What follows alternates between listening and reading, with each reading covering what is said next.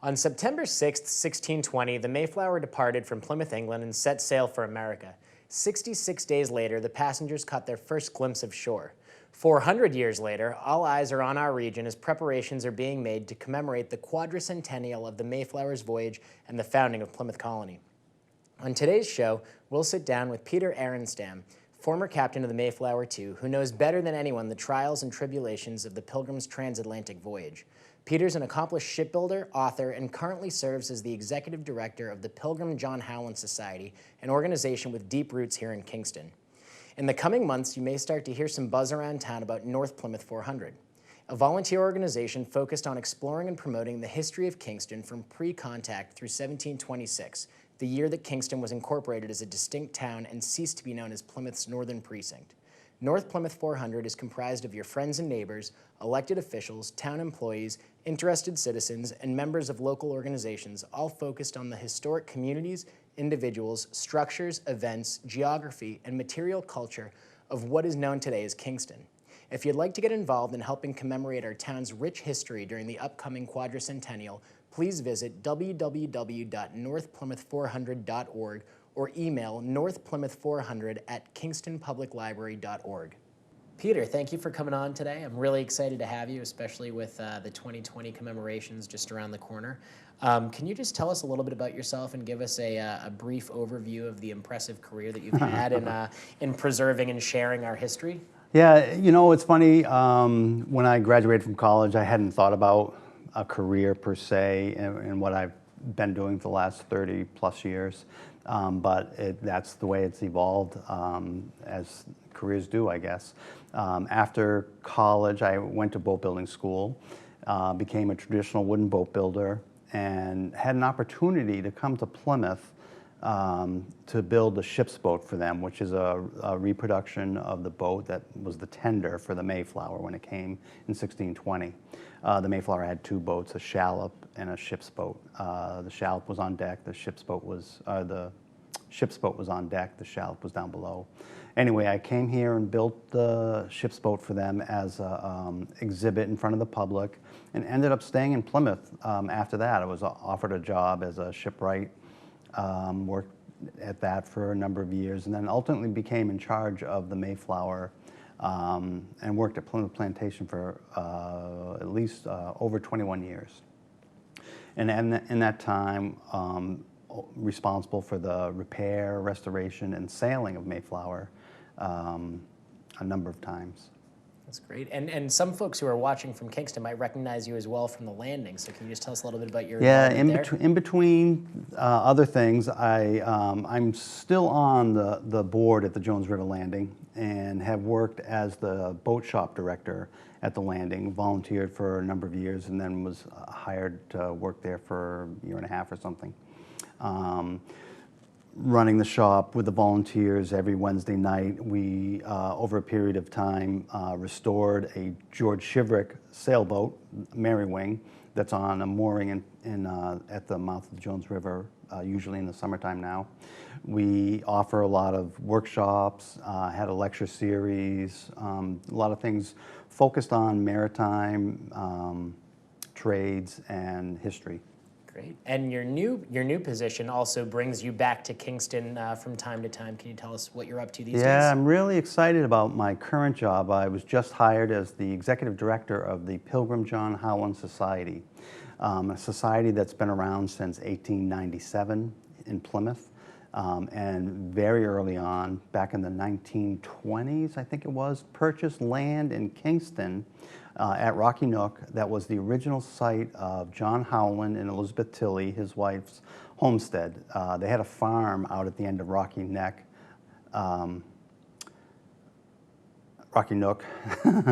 that about a 100-acre farm. So Howland's Lane, I mean, I'm sure everybody in Kingston's familiar with. It's not just a name that was drawn out of a hat. It's actually named after John and Elizabeth, who lived along that lane, and their son, one of their sons owned land on the other side of the street. Joseph Howland had a house, and so that property up there was all Howland property. That's great. So knowing that you've been doing this now for about 30 years, what is it about Plymouth and Kingston's history that captivated you? Well, I grew up in Plymouth, went to school in Plymouth, and almost, I think like a lot of people in Plymouth, kind of the Pilgrim story was always in the background of our lives. There was the sense that the Pilgrims we were on land that the Pilgrims walked on. The shorefront was the shorefront that the Pilgrims saw when they first came in on the Mayflower. And as time went on, as I got older and as I started working at Plymouth Plantation, you kind of bring those people to life and realize they're real people. They're not the mythic characters that you might read about in school or see on movies. They're real people, real struggles, real ambitions, trying to make their lives as prosperous as they can in any kind of given circumstance. And to me, that's the appeal, that their perseverance, their struggle, their convictions propelled them forward to success. And you know, perseverance and struggles, I know a lot of folks, when they think about the quadricentennial that we're getting ready for, they think about that Mayflower crossing. And as somebody who's actually sailed the Mayflower II, I mean, can you just give us a quick idea of what they actually went through when they made that transatlantic journey? That's an unbelievable story of perseverance and courage, really. To make a long story short, they were originally going to leave England with two vessels, the Mayflower and the Speedwell. The Speedwell was owned by the colonists and was going to stay in the colony in Plymouth once the Mayflower returned. Mayflower was basically chartered to carry them and their stuff to Plymouth. So Speedwell proved unsafe for the crossing for whatever reason. It's not perfectly clear, but it kept leaking badly, so they had to ultimately leave it behind. And then as many people as could were crammed onto the Mayflower. Through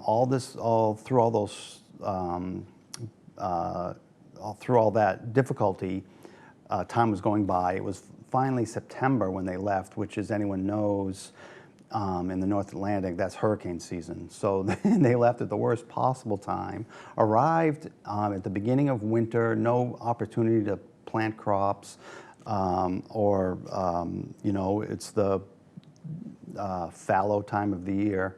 So they came to Plymouth. Some people, the common thought is that they didn't know anything about this place or even where they were. After the storms, they were approaching Cape Cod and knew they needed to travel south.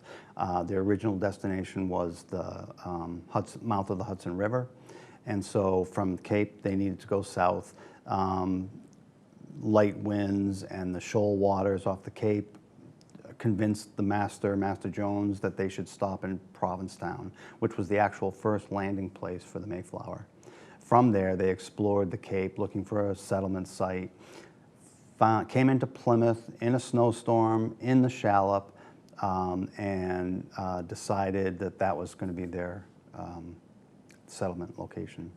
Now, I know you just mentioned that the captain's name, his last name was Jones, and Right. that's what the Jones River was named after, correct? Correct, yeah. So- The Pilgrims actually explored up the Jones River when they were looking for a settlement site.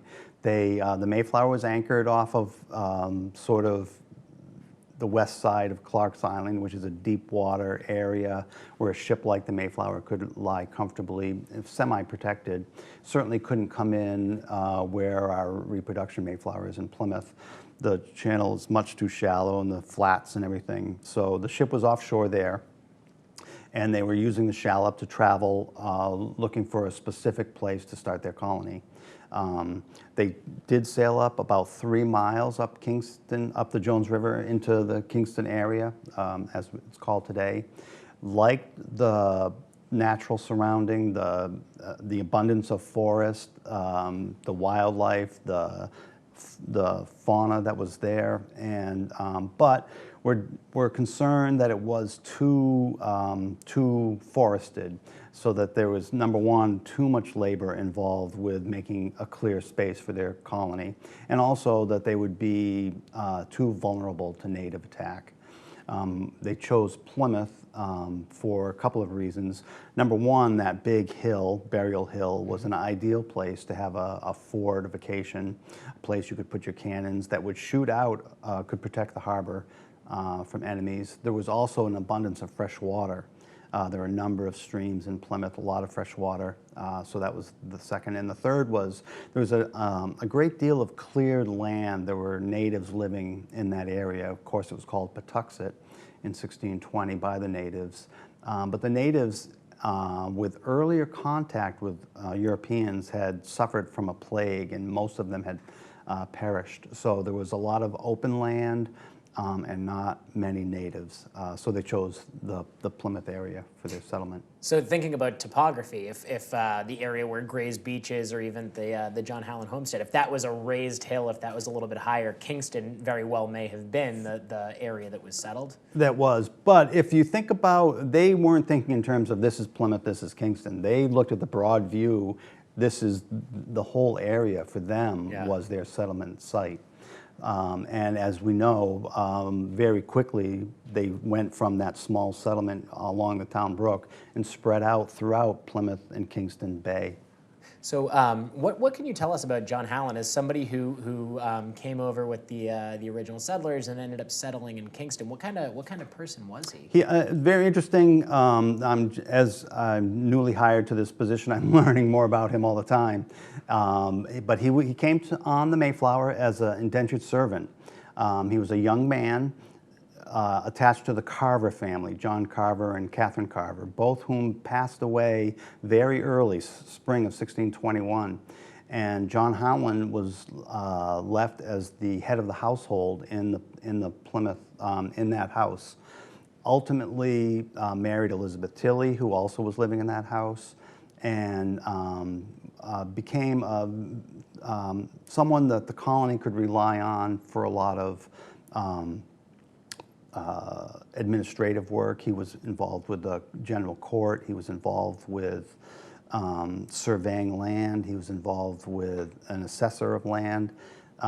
He also was involved with the trading post that they set up up on the Kennebec River. The Plymouth colonists, he was one of 8 colonists who took on the debt of the colony. So the Plymouth Pilgrims were financed by some merchant adventurers in England.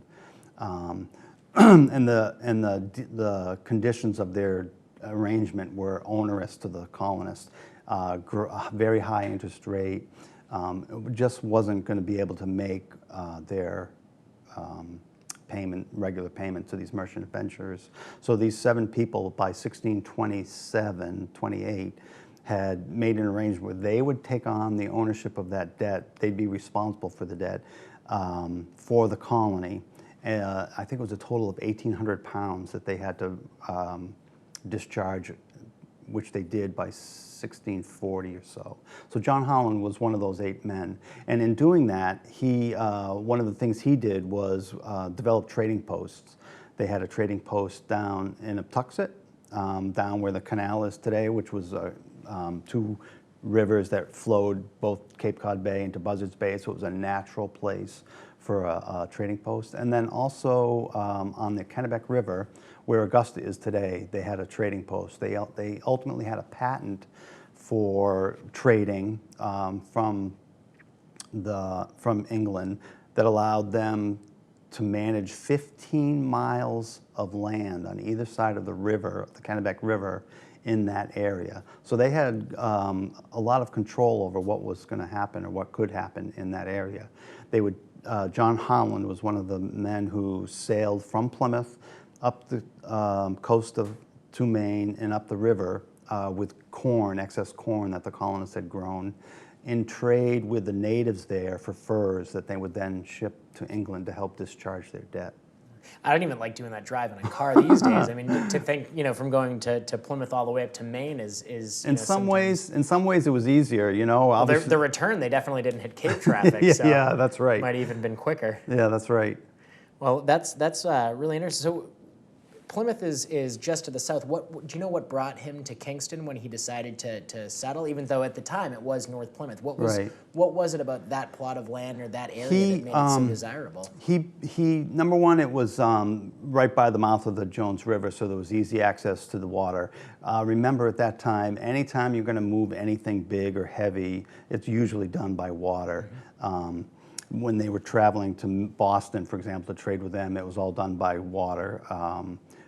For a long period of time, cattle was a big source of trade with Boston. So the mouth of the Jones River, not only for transportation, but for fishing.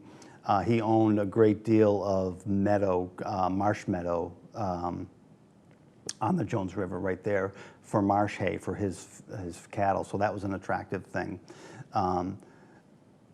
And it was a semi-protected spot out there. Ultimately, he owned about 100 acres of land on the Rocky Nook site. I mean, that's expansive, to say the least. I've seen photos, too, where, and you may know more about this from your experience at the landing, but, you know, when they'd bring ships in and out of the Jones River, right. They were actually led by oxen and cattle. That's right. Yeah, there were towpaths on either side of the river that... even the Pilgrims mentioned the tidal effect on the Jones River. They talked about at high tide, a bark of 30 tons, a bark being a type of ship, could sail up the Jones River. But at low tide, you could nearly get one of their small boats. They described, as we know, Jones River is pretty shallow at low tide. But at high tide, throughout history, they were able to launch very large ships into the river and then float them down to Rocky Nook where they were rigged out. Now, would they put the masts on in the river, or did they wait until they got further out? Because that's got to be a tremendous amount of weight as well. Yeah, they were rigged out at Rocky Nook. There was a large fitting out wharf where a lot of the ships were rigged. So I just wanted to cover something, too, for anybody who's watching. I mean, living history is a term that I know you're familiar with, and I'm not sure everybody at home is familiar with. So can you just explain sort of what living history is and why it is such an effective tool to teach about, you know, the things that have happened here? And the living history is an individual in modern time portraying a character from the past. In our case, it happens to be pilgrims from the 17th century. You might find living history in a variety of museum settings or historic home settings. And the advantage to that, there's advantages and disadvantages. For some people, it's daunting to approach someone and start asking them personal questions about their life and what they're doing and what they think about things. But for others, it's a natural conduit to the past. You're talking to someone, if they're doing it well, who lives and breathes and thinks from that time period. So when you ask them about what they think about natives, what do they think about the growing conditions in this country, anything, it's from that 17th century perspective. So it's part of what I was talking about earlier. It's that humanizing effect of the pilgrims or of the historic character.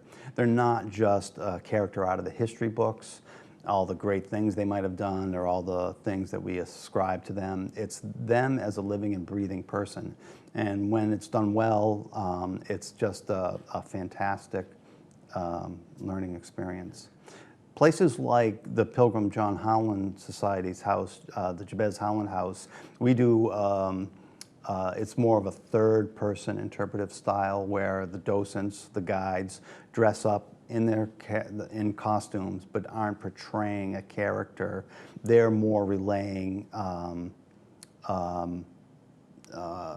those ideas from the past, or as in the present from the past.